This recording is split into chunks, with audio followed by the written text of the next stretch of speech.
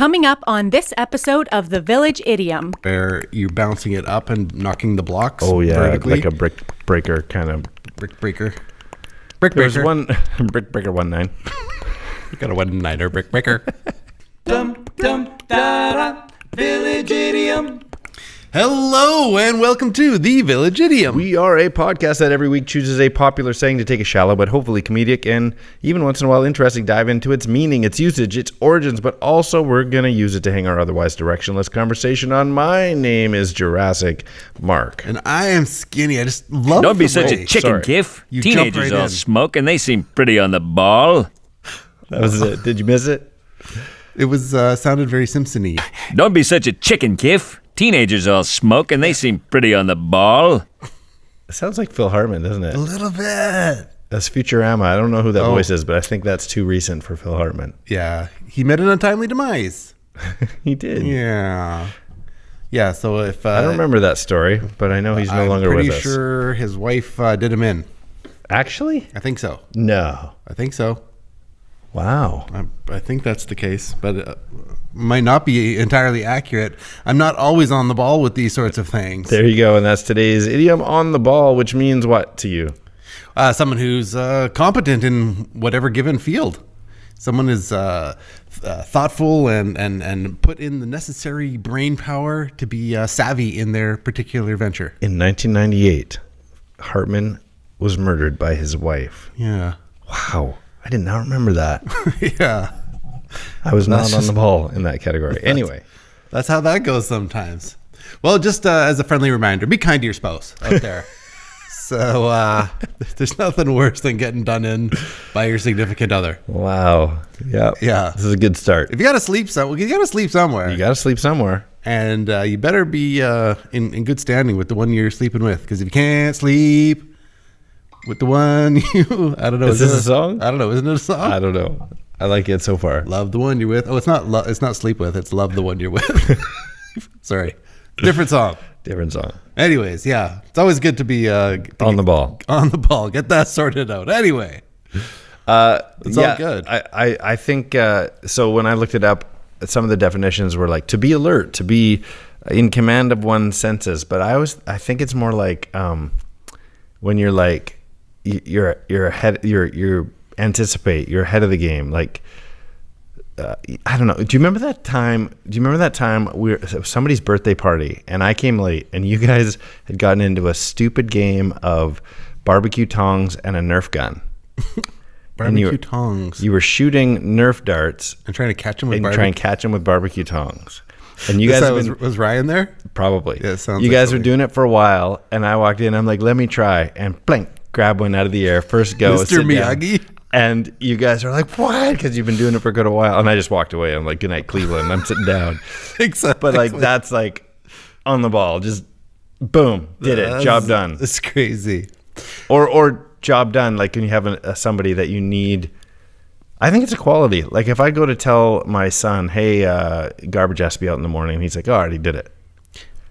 You were on the ball, my friend. So what I appreciate about this particular idiom is it sounds sporting, but I think it's used more in all non-sporting senses. Now.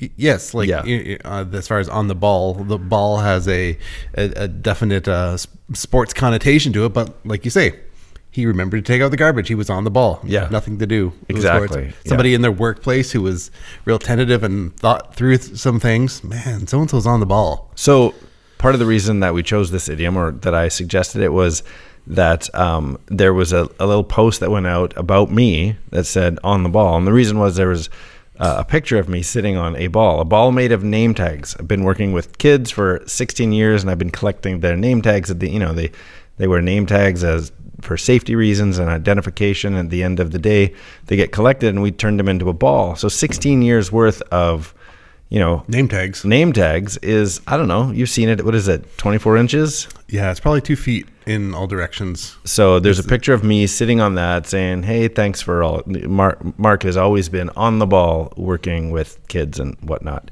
But I was thinking about that. The person who's replacing me, she's been working with me for a long time. And many times I'll go to say, hey, can you go do this thing for me? She's like, yeah, it's done. Right, because she's on the ball. Yeah, so it's been a great... Nothing to do with sports. No. Yeah, She's because clearly because well, she's a ginger, and they're not really noted to be sports people. I've never seen one in the Olympics. Have you? Name one. I don't know. Patty Flanagan. No, you're making that up. You're thinking about another very pale person. But she's very on the ball, just not in an athletic way. Right. Well, maybe she is. I don't know. I don't know. We don't. Maybe she seems like. Maybe she does like an ultimate league on the weekends. I was going to say field hockey, but field hockey, right? Just I went with ultimate because it's unisex. Oh, is field hockey not? I've never seen. That seems sexist. Men's field hockey? Really? No. We should start it. Yeah, I think the two of might be us. too late. When you go to a sporting thing like that, we talk about on the ball. You want to see the fastest, the strongest at these top tier levels. Which is like, so like hockey is kind of a big deal in our particular neck of the woods. And so there's the NHL, but then there's like WHL. So like the Giants. And there's no saying that's like, you should have really been more on the puck for that. No. Unless you are referring to someone who dropped the puck. Maybe they'll say it's a heads up play. Being on the ball. But it's not a ball. It's a puck. Yeah, you can heads up in soccer. That's a move. Using your head in hockey, that's hospital visit. You're doing it wrong. Well, yeah. And so, but it's almost equally entertaining, but it's like a tenth of the costs to go see like the Giants play versus the Canucks. Oh, yeah. But it's like really crazy entertaining and it's its own thing. But there's something about like people will pay top dollar to see like the strongest, the fastest, the best in their field. Sure. Yeah, those on the ball. Speaking, what? Oh, those are just skilled at their craft. You're like using that definition of being on the ball? On the ball. Huh. I don't think I've ever used it. Like somebody is so good, they're just on the ball in their field. Yeah, I think of it as like the top, like, so the on the ball, like, you know, the surgeon that caught that weird scenario and knew how to put all the pieces together. It's like, see, there I think it works because you're on the ball. You saw it coming. You got it. I don't know. It's anticipatory. Yeah, but yet here I am trying to take it away from sports. Except maybe it's just because you're using sport examples that have no balls. Speaking of sports with no balls, how did ringette come to be? Like, it'd make hockey fun. Take the blades off and have no puck. Or do you think it was one of those things? Is it just a stick too? It's a stick with no blade. Hockey stick with no blade. Right. So a stick. It's just a stick at this point. And a rubber ring. Right. It has to be. We should look up the origins of ringette. It has to be one of those scenarios like basketball, actually, where it was just like, I've got this peach basket. Let's pin it to the wall. Why would you have a rubber ring? Like what ways didn't we talk about O-rings in some space shuttle scenario? It was just an extra. Maybe it's like in a space shuttle scenario. It was an extra. We should play ringette. Yeah. This is the only other place in the world where it makes sense. What's the thing in like a toilet that keeps the toilet like that seal? Oh, I guess that's wax. That's a wax ring. Oh, there's probably any rubber ring or seal is technically an O-ring, right? Right. Gasket, so I guess. Maybe it was more like a rubber donut for like injured tailbone situation or hemorrhoids. So there's a bunch we of have doctors. no puck. We have no blades. I got an idea. I'd wipe that off before you use it, but what's that for? That's for my roids. He's an actual roid monkey of the hem kind. Yeah, I don't know, something like that. There you go. Talking about sports, what kind of sports did you play as a kid? I played basketball. Mm-hmm. I never got into hockey. Same. Canadian. Can't skate. Not a very good skater. I've never played floor hockey just because we had to. Mm-hmm. But Same. loved basketball. Still love basketball. Yeah, been binging, or I'm done. Binged along with the Last Dance Michael Jordan series. Right. Phenomenal. No ringette in that show. No, just ringers. It was awesome. We did. Speaking of on the ball. Well, thanks for asking. I did football and soccer. What did you do? No. This is just about you. This is about us. If you ask a question about me, I'm going to answer about me. If you want it to be a setup, like ask me this back. Well, I don't then know. you need I'm a friendlier co-host. Common. It's one of those common courtesy. A less narcissistic co-host than you've got. How are you? Tell me about your feelings and the way you. It's too late now. The moment's gone. But actually, did you play sports? You said you didn't play hockey. No, but just like What else didn't you do? So, I did bowling. I was a league. Oh yeah, I remember you saying that. Bolden league. You got to be on the ball in bowling. Sure, but that being on the ball. Was it 10 pin? Yeah. Yeah. Yeah, it's let's see. Yes, 100%. Because my immediately yes, it was 10 pin because I'm a dude. You see, okay. You see, I was just gonna say, it seems like you're belittling 5 pin. No, it's like it was for children. It was, I think it's one of those kids things. I love it. Yeah. Well, there you go. You like working with the kids, so there you go. There, yeah, that's it. Maybe that's the tie-in. Well, that is it for On the Ball. Bet you didn't come across this one. Okay, give it to me. Talking about people who are ball munchers is like Pac-Man. Okay. Because he's running around the maze. And so I was like thinking about games that are ball related. Gains or games? Games. Non-sport, but games that are ball related? So yeah. Pinball. Pinball. Didn't think of that one. That's brilliant. Ping pong. Oh, I guess that's a sport. Is it? Ping pong? Isn't it? In some countries. Sure. So, but like Pac-Man is the famous ball eating. Yeah. Power pellet. Yeah, that's right. They're pellets. Or is it just the big ones are power pellets and the rest are balls of sorts? I don't know. He seems hungry is all I'm saying. It kind of looks like a ball. So what got me there is there's a board game called On the Ball. Oh, okay. Where you're a manager of a sports league. It's so football, so it's soccer, American or whatever. I got soccer. Soccer. You know that one. Let's just call it soccer. Football, I guess, in some other place. Right. Yeah. So you're managing an English soccer league, and so you're whatever CEO type person managing, and so it's a board game about managing the soccer. It's called On the Ball. Interesting. Yeah. Do you have it? Have you played it? No. We have a hockey one.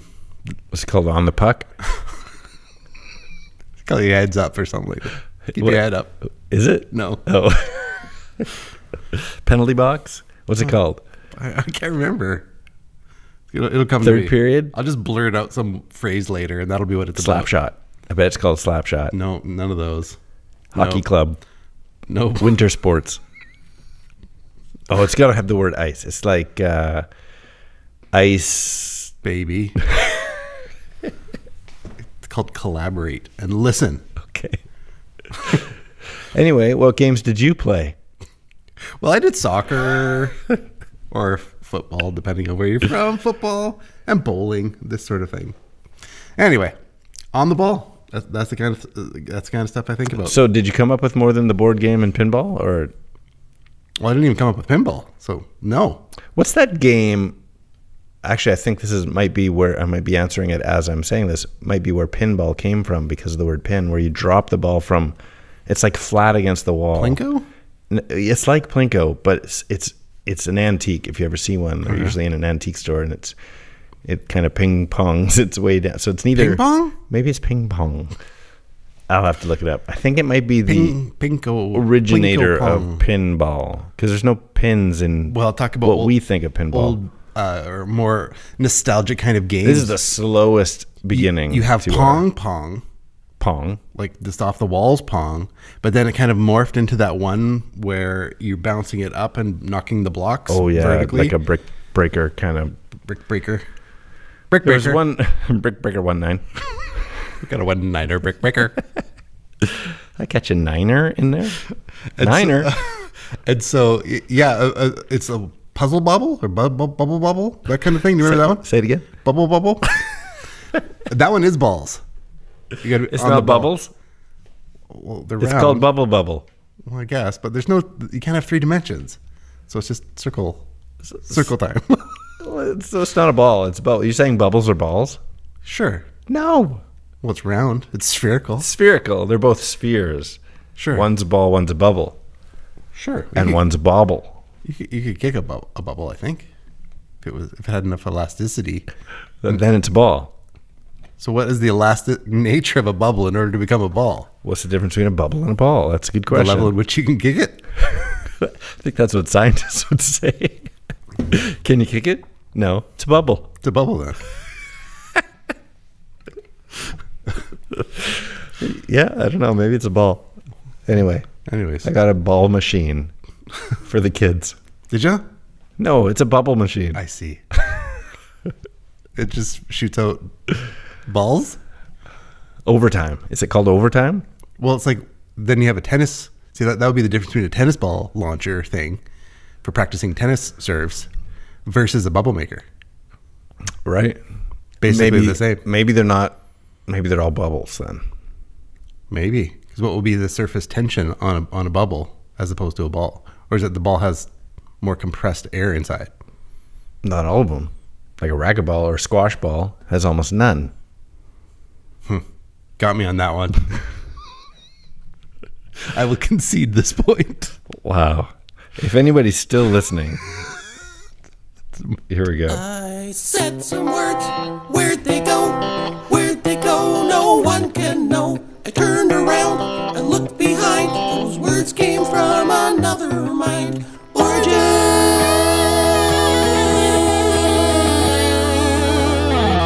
Yeah. That's good.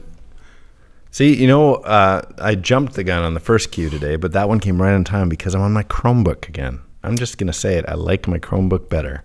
Chrome OS is brilliant. Yeah, that's I'm in. That other one was frustrating. Don't I'll have to probably use it, convince but me. anyway. Well, let's get into it. Where did this come from? There are some authorities that have suggested, as we've already hinted, that On.The.Ball came from the sporting arena, and of course alludes to. You'll find this interesting. Sporting arena, but not because of the balls in sports, But the foot. the balls of the feet. So that alludes to runners being on the balls of their feet as they are about to run a race, Beyond the ball. and even connections to it being coming from the same origins as we've already done this before, but start from scratch, on the ball, come from the beginning, whether it's boxers or runners, you're on the ball. Similar derivations. Yeah, so plausible, but there's nothing other than, that sounds good. Like there's no history to it. There's Well, no. that leads you more to what you're thinking with the readiness That's true. as opposed to the actual to be being on the ball. Yeah, you're ready to go. You're going to catch it. They're on the ball. They're on the ball. So it does work with definition, but other than it feeling good, there's not really any like literature quotes or anything that would sort of back up that theory. So more commonly, advocated source for on the ball is this one, which is pretty interesting. The Royal Observatory at Greenwich. Did you hear about this? Yes. Yeah, it's pretty cool. This is the oldest surviving and best known time ball. That's where it's situated, in Greenwich. So, I mean, I think if you've gone to look at the actual time, you've probably heard Greenwich come up, like Greenwich time and stuff like that. So GMT, Greenwich Mean Time. right. So this time ball installation is there, which essentially, it was installed in 1833, signals the accurate time for passing ships. It was and still is actually. It's a ball is raised right before 1 p.m. every day and falls as 1 p.m. And it strikes on the observatory's clock. So captains would have their ship's chronometers. I looked up how to pronounce that. Clock. Set accurately in order to navigate correctly. So they needed to What be a pretentious word. when they're setting their chronometer. Not a clock. No, their chronometer. Right. This is nautical. Well, the Hang on. meter measuring Look at my chronometer. my wrist chronometer. Exactly. Because the measuring of time. How did it become known as a watch? Because you had to look at it. Is that what it is? I don't know. I just made that up.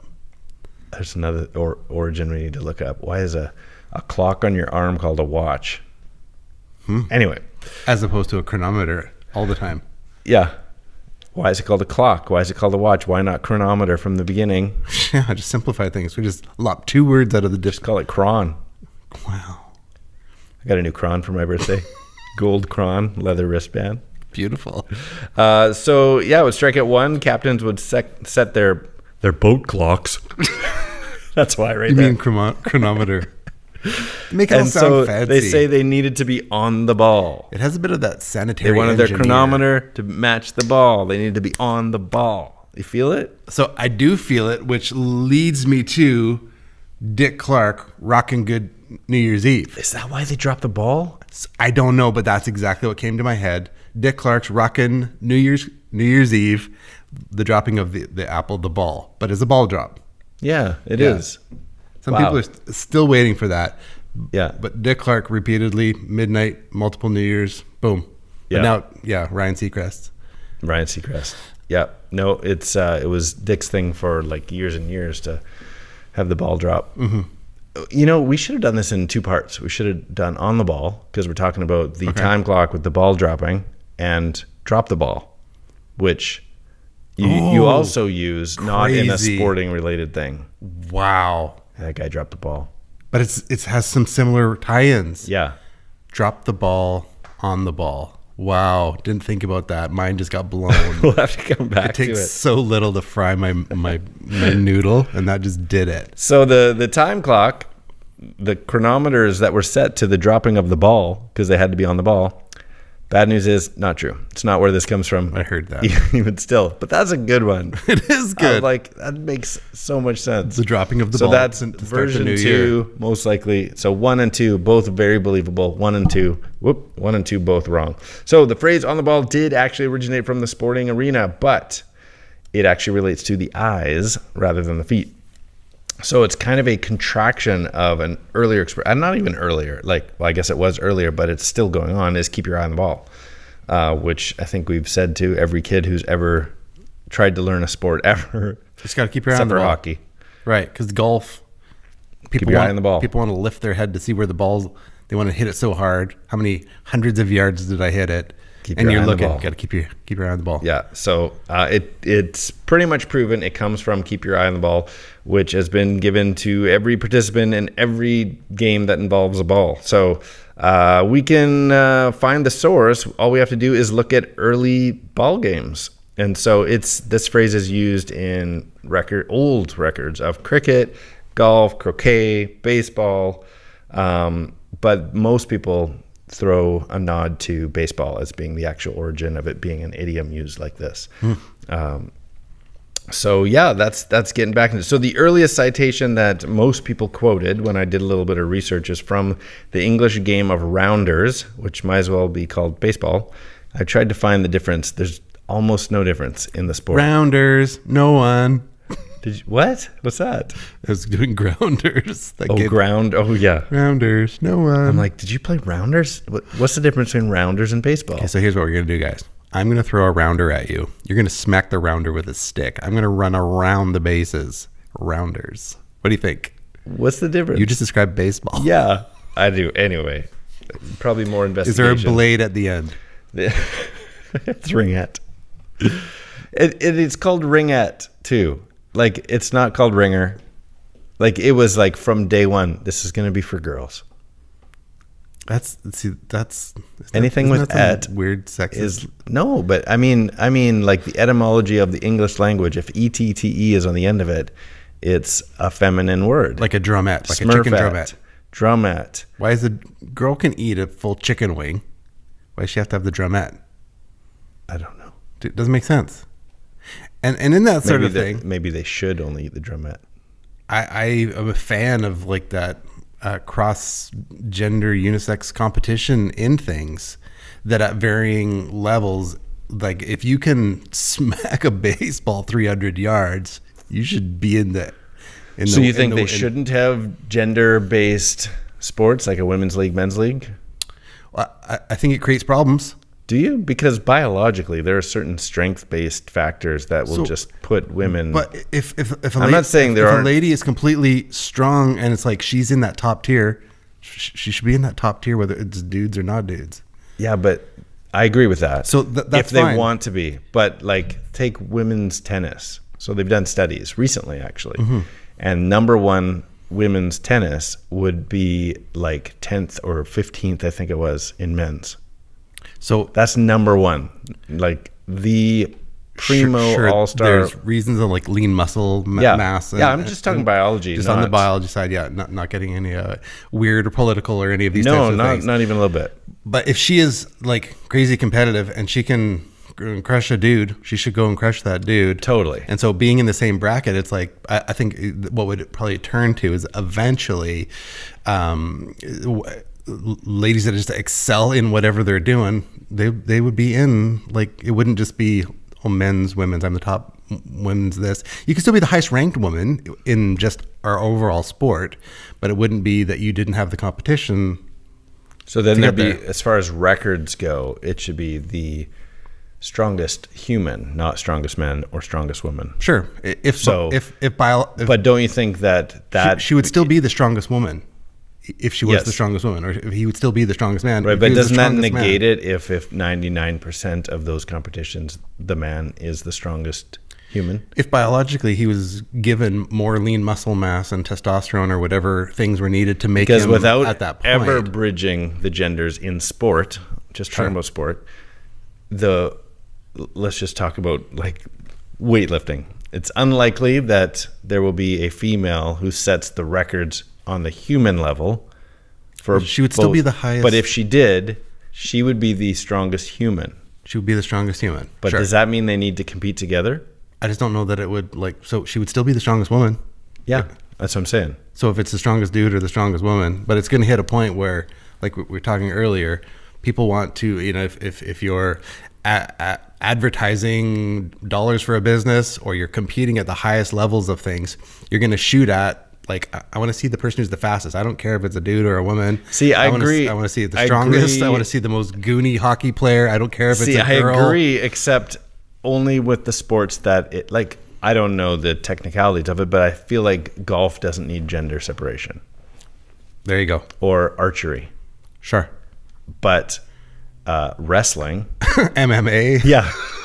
Right. Because there has been MMA people who've transitioned sexually who then go and pummel out a lady and beat her to that's a whole another episode. Yeah, that's how we don't want to go there. But yeah, so issues of like lean muscle mass and testosterone and things that go into body composition.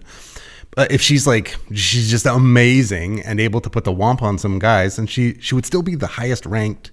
But I don't want to see some lady get pummeled. See, I think it's like this. Let's go back to tennis. There's men's tennis and women's tennis, and those Williams sisters are. I was just gonna say, so she's the one that was in the study. She's number one. One of the sisters, Venus, Serena. I don't know. They're number one, and it was only like somewhere between 10 and 15 if she was to compete with men. But if some woman was just like, this is unreal, like she's the Michael Jordan of tennis, and for fun, for sport, like a separate thing outside of the leagues is like, okay, she's going up against Boris whoever over here, the whole world would watch, and if she won, it'd be amazing. It would be fantastic. But I don't think you need blended gendered leagues. If she was to rise to such a point as to, you know what, she got 15th in this tournament, it'd be like, she's still the highest ranked woman, but then she knows, I bet, the different competitive things that go along. Everyone would learn more from everyone. So if 15th was the highest that she got to, amazing. She's still the highest ranked woman. But then it's not like that she wasn't limited from being in this, like, so tennis is like, to me, I don't care. I would only see it in things like MMA or boxing or somewhere where you're like getting like hurt. Like, I don't, but tennis, it's like, but most sports, really. If it's like soccer, sure, soccer might work. Jump it out there. Yeah, I think the bulk of them would be like that. If it's like you're gonna be skiing, you don't need certain body parts, individual or sports, certain chromosome makeup to make a that's not fast true. skier. Yeah, maybe skiing. It might actually help, to be honest. But a smaller frame or whatever. But like track, the men set all the records. Sure, because of lean muscle mass and testosterone. Right. That's what I'm saying. So like I think we're probably saying the same things from different angles here. Like on the ball. Go and dwell on those things. Yeah. So yeah, this is a sidetrack episode. Oh man, of the century. that got away, buddy. I know. Okay. Minutes. So really quickly, books for boys. 1864 was the first kind of quote using this as an idiom. Baseball gets the credit. Let's see what else needs to be said. The figurative version of the phrase on the ball is actually somewhat recent, 1939. So 1939, where they say the novella by Quevedo is right on the ball. And that was written by W.C. Williams in selected letters. So it's a relatively recent idiom, and that does come from sports, just in a roundabout way. Keep your eye on the ball, contracted into being on the ball. I heard a quote from Tom Robbins. That's that motivational speaker? That's Tony Robbins. It's a different Robbins. T. Robbins. His quote was, "The trick is this: keep your eye on the ball, even when you can't see the ball." Yeah. And so I think of kind of weeding through what he was saying was that using it wasn't like a physical. It wasn't like, hand-eye coordination being on the ball. It was being perceptive. Yeah. Exactly. Yeah, so you didn't have to see the ball to keep your eye on the ball. Is that a word? Anticipatory? It is now. You just coined it. Yeah, I just coined anticipatory. Yeah, I think it's actually a word though. Anticipaction? Well, yeah. Participatory. Anticipation, if you're anticipated. Well, we've got a game we like to play called Riddlink, and it is a two-part trivia-based question that requires a two-part but overlapping answer. So, for example, last week our idiom was once bitten, twice shy, and we left you with this Riddlink. After being hurt the first time, you might be hesitant with Lewis Stevens on Even Stevens, and the answers came flying in. There's a lot of Even Stevens fans out there. Grew up just that half a generation under us. Did you watch Even Stevens? Don't know what you're saying right now. So that is where Shia LaBeouf got his break. He was Lewis Stevens in Even Stevens. And so the idiom was once bitten, twice shy. Lewis Stevens was Shia LaBeouf. The correct answer was once bitten, twice Shia LaBeouf.